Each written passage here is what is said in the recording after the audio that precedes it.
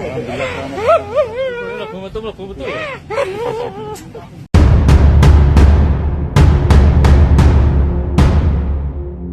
Seorang warga di komplek perumahan Kecamatan Colomadu, Karanganyar, Jawa Tengah mendapat teror paket yang berisikan belasan ekor ular.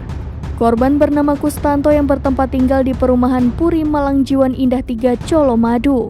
Kustanto yang juga merupakan dosen universitas swasta di kota Solo tersebut mendapatkan teror ular pada 10 Agustus 2023. Camat Colomadu, Sriyono Budi Santoso atau Edo mengonfirmasi hal tersebut. Paket tersebut diterima Siti Nurnahari Zamaniati, istri dari Kustanto. Setelah paket dibuka, barulah diketahui ternyata paket tersebut berisikan ular.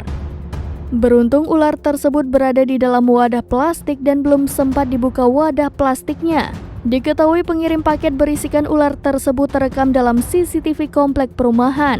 Hal tersebut disampaikan oleh Satpam Komplek Uwagino kepada awak media pada Selasa 15 Agustus 2023. Ia juga menuturkan paket tersebut tidak dikirimkan oleh kurir ekspedisi manapun.